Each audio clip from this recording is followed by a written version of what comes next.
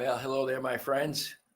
I hope this day finds you safe, healthy, and happy, and absolutely thriving wherever you are, whatever you're doing. That you're just enjoying your life, having a good time doing it, and enjoying it all.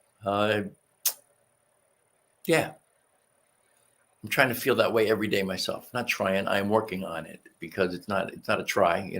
I'm a Yoda believer, man. There's do or do not. There is no try. So I'm working on it, doing a little bit every day. That's something we're going to talk about here today because it's on my mind. Before I got to give you a little update here. I apologize for the tank top, a little casual, and it's my favorite peace sign tank top. You can see that. Didn't mean to stick my belly out as I showed you, but anyway, hope I don't blend in too much with my background. I am Mr. Tie-Dye, just an aging hippie, folks. That's all I am. Have a little CBD infused coffee, 5 grams of CBD in every cup. Just absolutely love this stuff. So the tank top, why the tank top? I don't know if you can see the sweat on my forehead, but July 4th, today's July 13th, Thursday, July 13th. I'm recording the show a little early today because my beloved and I are going to find some place to hang out in the air conditioning. And the reason for that is that on July 4th, I noticed that our air conditioner wasn't quite working up to snuff. And so I called our home warranty company, and it took them 2 days to get someone out here. The air conditioner was working the whole time, but it never shut off. Never quite raised the temperature to, or lowered the temperature to the temperature I had set on the thermostat, but it just kept cranking day in, all day long. It's a little unnerving because you don't want to burn anything up, right? So the technician comes here, and that was a week ago today, I believe, and he tells us that we have a leaking coil and that we are very low in refrigerant as a result. Well, the interesting news with all of that is that the EPA does not allow them to refill the refrigerant when there's a leaky coil, because the refrigerant then goes right out into the air, and the EPA is not fond of that, so can't refill it. Then the really important piece of that is, since there's no refrigerant in it, you really can't have to stop running it, or not. The refrigerant is low. You have to stop running it, otherwise you'll burn out the compressor.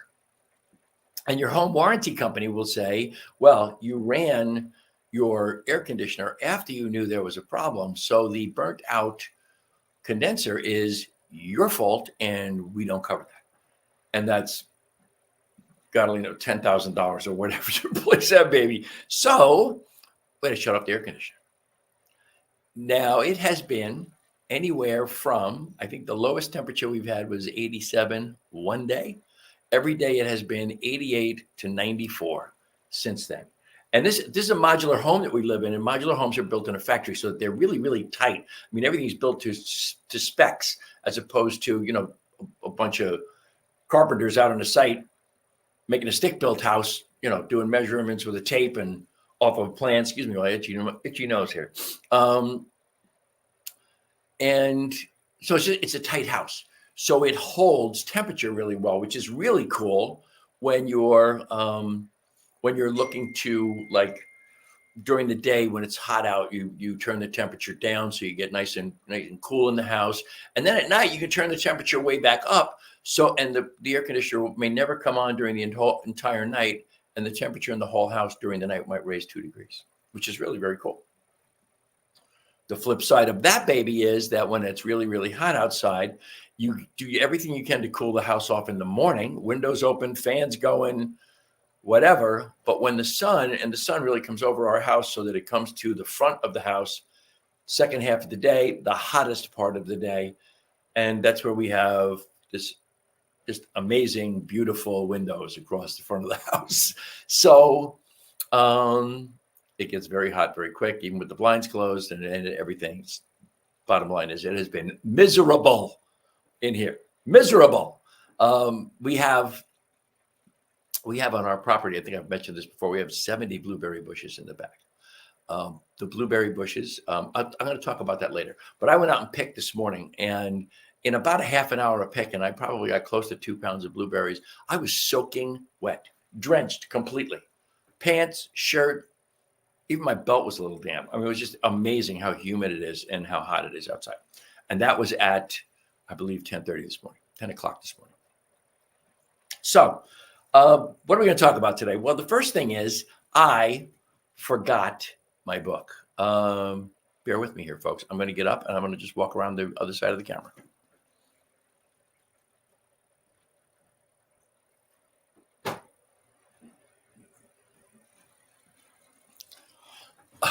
I also just realized I forgot to adjust my lighting. I hope this lighting works for you.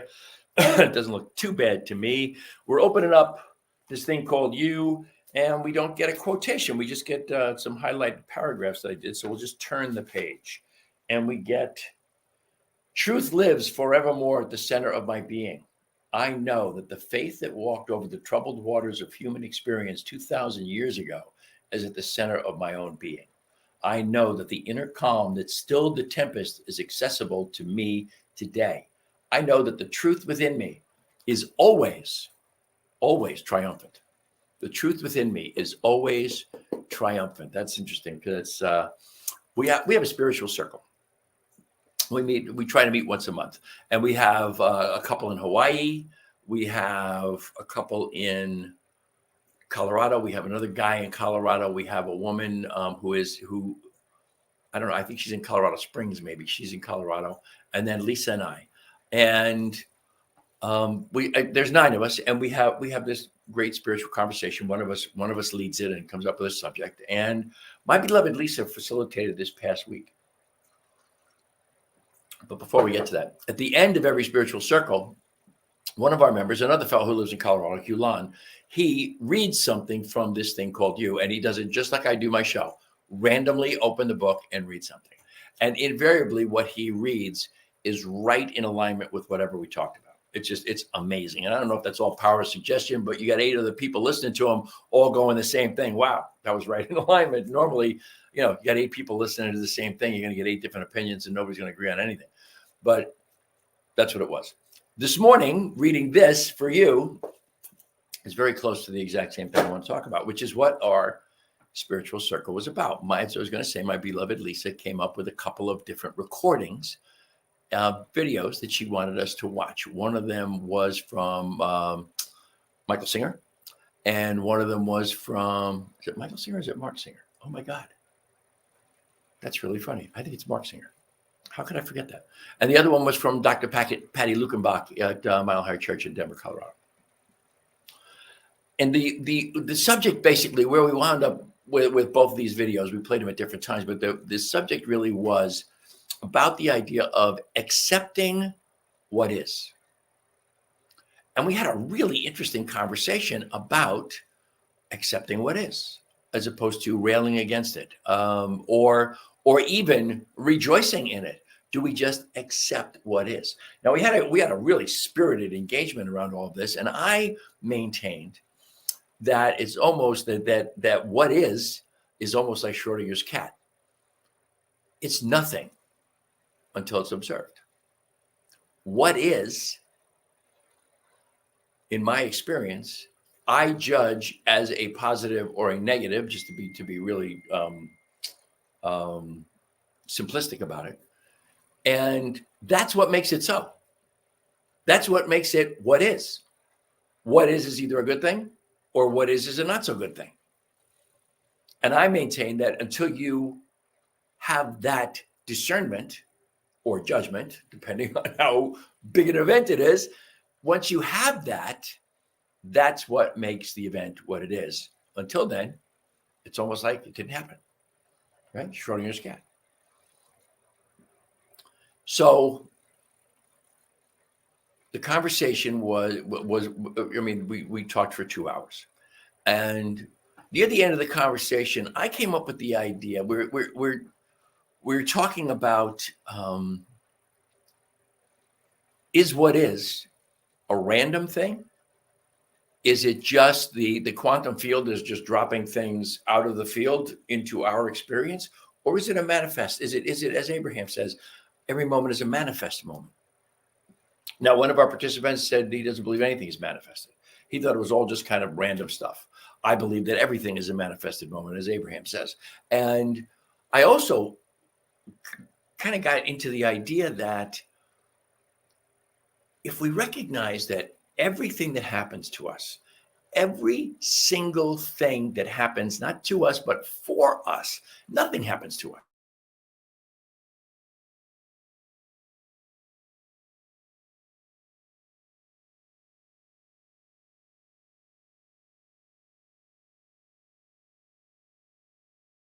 Here. Okay, I hope that came back. Every single bit of it is kind, compassionate, and good at its core.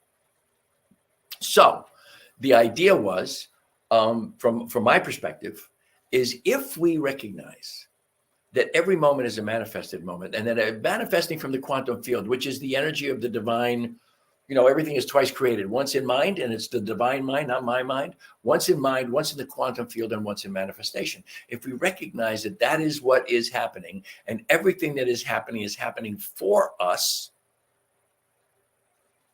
is it possible to change my perspective to look at every single thing that occurs through that lens? It is manifested. It is for my good. So regardless of whether or not it looks like suck in the moment, it is for my good ultimately. And from that perspective, can I then look at everything as God informed, as God expressing, as God unfolding? And can I then look at everything from the new lens of positivity? I believe that in that may be the ultimate work. At least it may be the ultimate work for me. Think about that.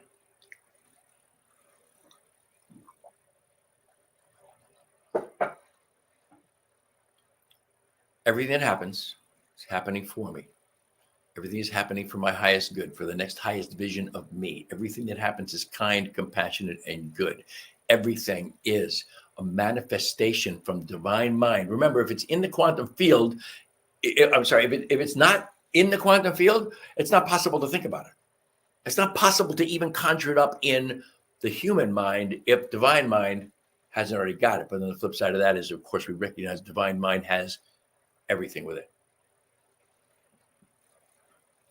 So it's all there.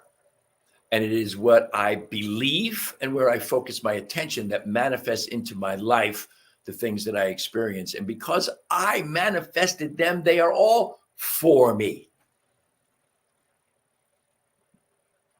Now I look at every situation, all right? I'm not saying I'm doing it right now. I can look at every situation through that lens of positivity. Nothing is bad. Shakespeare said, "'Tis nothing that is good nor bad, 'tis thinking makes it so." Yeah. So if I rearrange my thinking, if I restructure my thinking so that everything is positive and good, I got a whole different thing going on, don't I? So that was, that's my thought on that for today. And I think we'll probably revisit that because it's a big thought and it's now become my work. It is what I will do. It is what I will focus on here in every moment of every day, which again goes back to something that we talked about on many different shows, is the idea of never losing track of God. And if I'm connecting every bit of my experience into that idea that I just talked about, it is all God expressing, then I literally never, ever, ever lose track of God or lose sight of God. Even as I express that to you today, it just sounds huge to me. It sounds really, really, really big for me, for my life. And I hope it resonates with you in some way, shape, or form.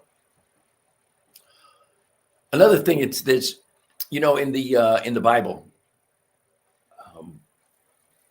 man was given dominion over everything. And I always have looked at the idea of dominion not so much as from the perspective of control, but from the perspective of shepherding. We are here to shepherd the planet. We are here to shepherd the other beings. We are here to shepherd one another. We are here to shepherd resources. We are here to shepherd for the good of all of humanity and all sentient beings everywhere. And part of that is respect for our nest. And our nest, of course, is Mother Earth.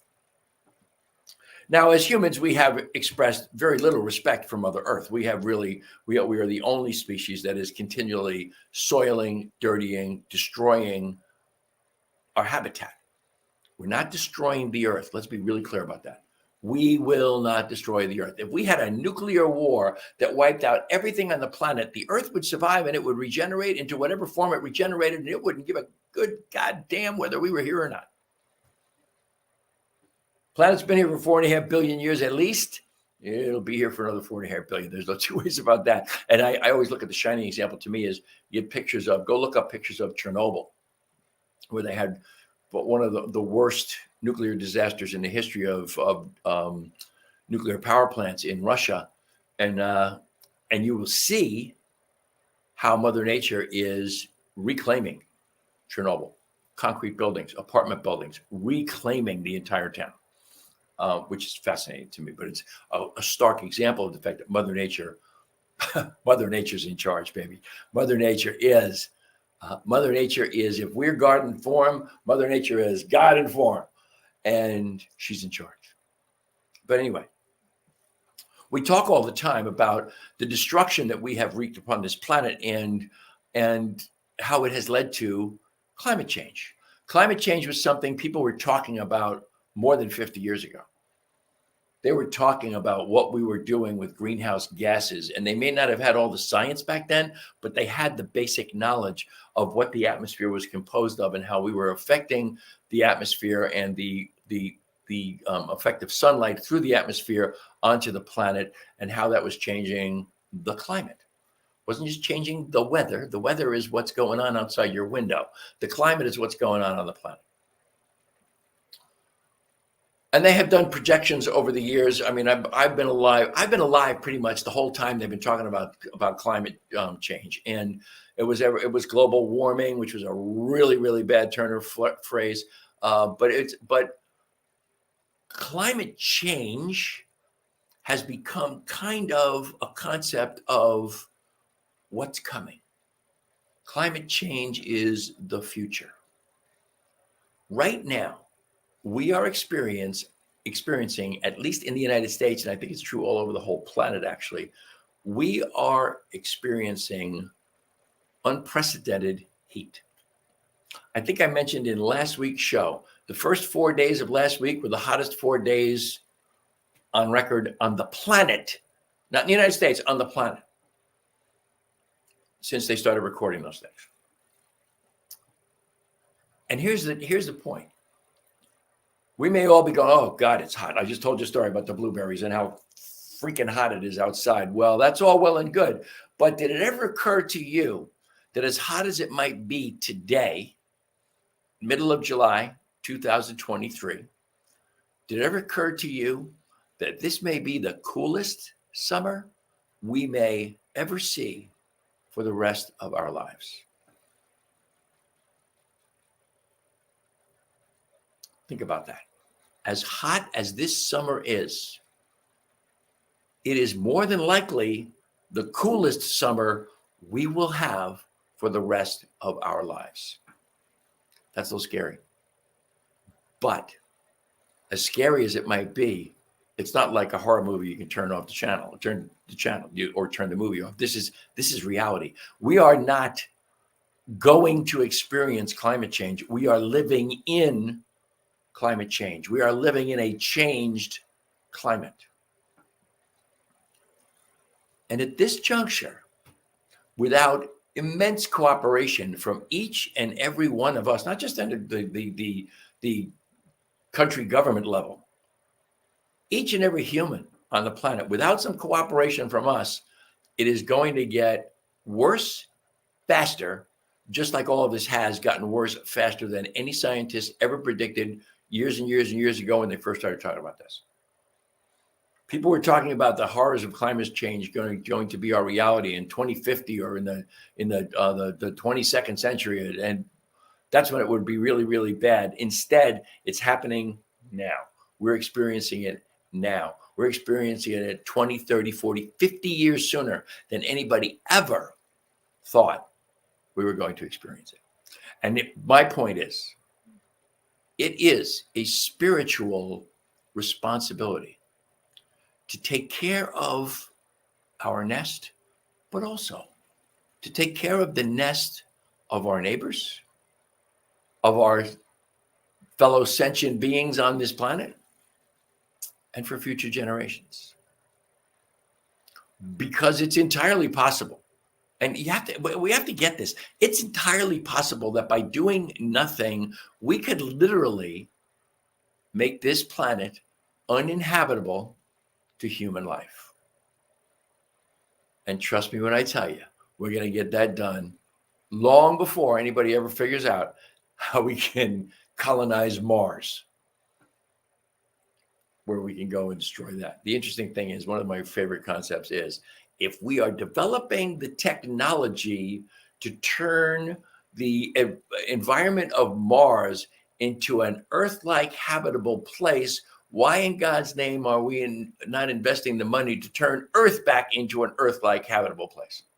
Why are we not doing that? It's up to each and every one of us. Do what you can. Do what you can. And there are arguments plus and minus. Lisa and I have been recycling forever. And there's lots of thoughts around, the vast majority of recycle winds up in dumps. The vast majority of recycling doesn't get recycled. All of the recycling of plastic bottles and so forth amounts to like 10% of the plastic. And every single piece of plastic that was ever produced on this planet by anybody, anytime, anywhere, out of petroleum-based plastic, that is still with us. It does not disappear. It does not decompose. It breaks down, but it never breaks down in anything smaller than a particle, a molecule. We talked about that last week. It's in everything, that plastic. So do the best you can with recycling. Do the best you can with composting. As opposed to sending things to the landfill, compost what you can. We have a hard time composting here now that we're in North Carolina. It's hot, it's humid. Composting can bring on more pests, but you know what? I'm going to learn somehow, some way to get better at composting, so that I'm composting more than just my coffee grounds twice a week. And I'm not really composting them. We have like a little area in the way back of our property that I have now affectionately labeled the dump.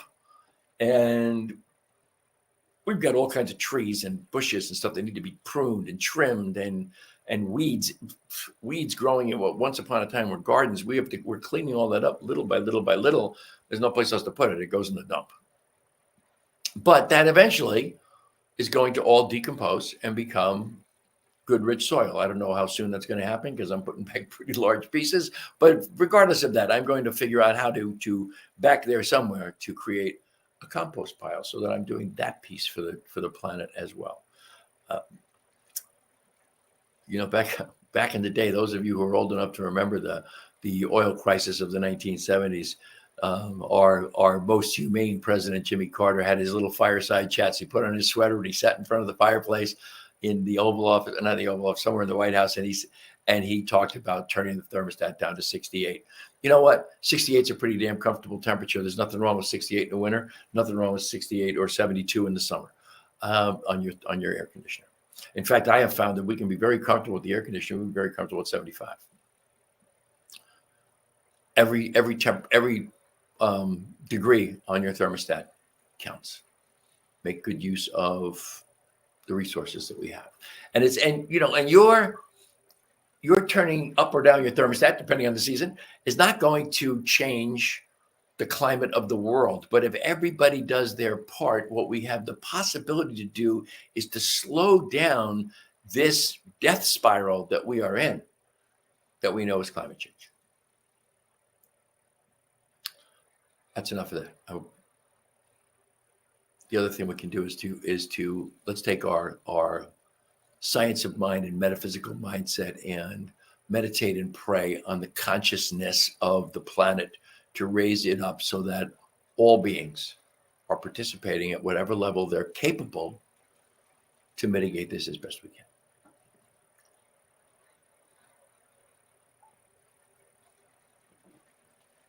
The last thing I have for you today,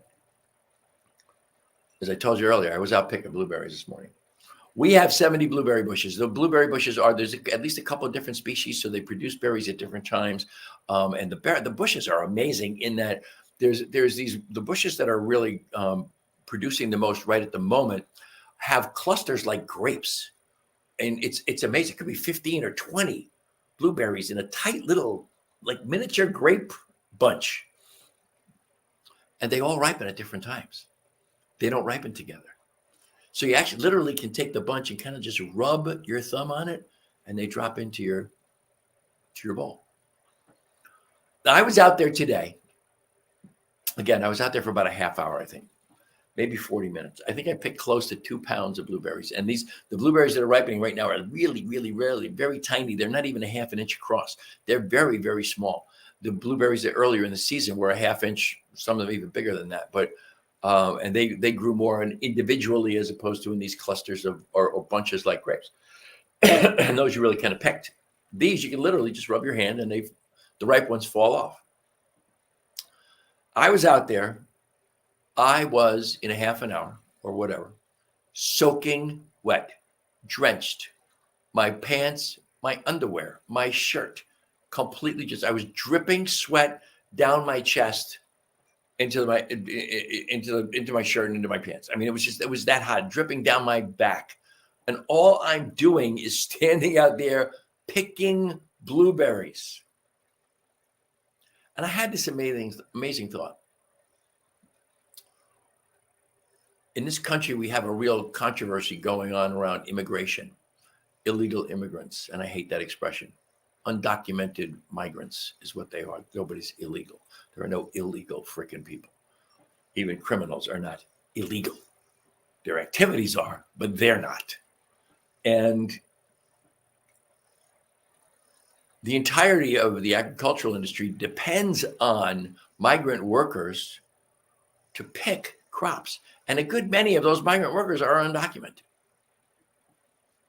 And I'm out there today picking these blueberries for a half an hour, dying of sweat and heat.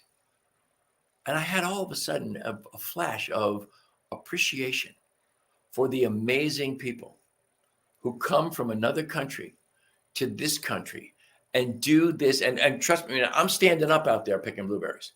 Have you ever seen them pick strawberries? They're on their hands and knees or crouched down.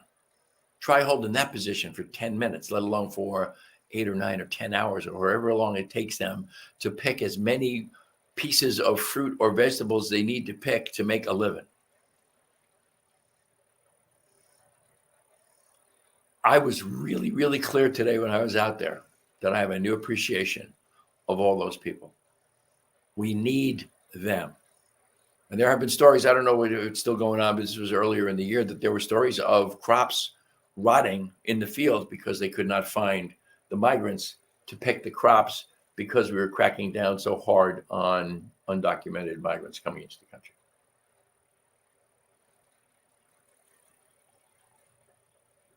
I have a new appreciation of their efforts. But I think also from the metaphysician's standpoint, we need to express towards those migrants, those immigrants, a love and a compassion and a kindness.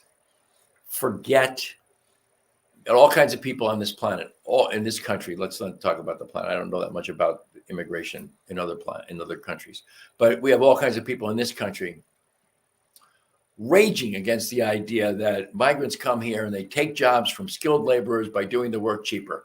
Baloney. That's not the truth.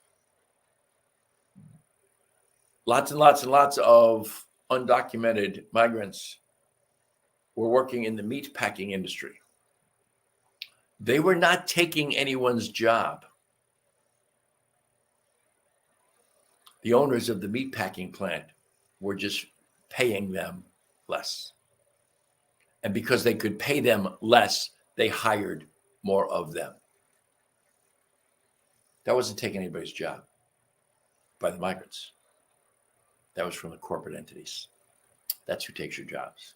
And what's going to take your jobs in the future? What's going to take your jobs next is AI. AI will dramatically affect and or eliminate 9 out of 10 jobs in the next 5 or 6 years. Look for that side hustle, my friends. But I'm not going to do a commercial for my business, but if you're interested in a side hustle, if you're interested in doing something for yourself to create an income above and beyond what it is you do to pay the rent, if you're looking for something that could be long-term, that could be a life-changing benefit to your family and to you, come see me. Come find me at, let's do this. We'll do it backwards today. Come find me at teamrocketnow@gmail.com. I'll be glad to help you out, point you in the right direction to find something you can do to actually make money and help the planet and help people with sustainable products all across the board. Remember always, New Thought Media Network is a nonprofit organization. We live and breathe by virtue of your donations to our well-being. Go to ntmedia.org. That's newthoughtmedia.org. Click on donate. We are absolutely beyond grateful for anything and everything that you donate to us. Of course, you all should know that the sponsor of this show is the one, the only HempWorks, the producers of the cleanest,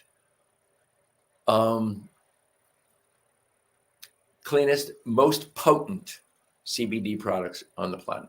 A full line of CBD and hemp infused products. Their CBD oils are the best in the industry. They are the number one distributor, direct to consumer distributor of CBD and hemp infused products in the world. We've accomplished that in 5 years' time. So must be good, or we wouldn't have done it. And it is a global company. Of course, I've been sipping on my CBD infused coffee all day, 5 milligrams of CBD in every cup of coffee. I mix it with my home ground beans. I love it. That is also a HempWorks product. HempWorks, of course, is part of a much larger organization known as My Daily Choice. If you want to go to mydailychoice.com/Ken Ludwig, that'll clue you into all the products that are available to you and what it is that you might be able to make use of for your own benefit, or perhaps even take a look at the possibility of building a business for yourself and changing your life. You can find me on Instagram, evolving_hippie. And trust me when I tell you, you ain't going to find much there, but I am hell bent to get back at it and make that something. The Facebook page is Vibrant Aging, which of course goes hand in hand with this show, Vibrant Living. That's my beloved Lisa's and my branded Facebook page. Again, find me at teamrocketnow@gmail.com. And always remember that we are a nonprofit and absolutely thrilled to receive whatever it is you deign to bestow upon us. That's it for me, gang. As always, I am immensely blessed by the great gift of your time and your attention. I hope that you will visit me next Thursday and every Thursday at 4 o'clock Eastern, 2 o'clock Mountain Time. I wish you all the love and all the blessings the universe has to offer. Until the next time, my friends, namaste.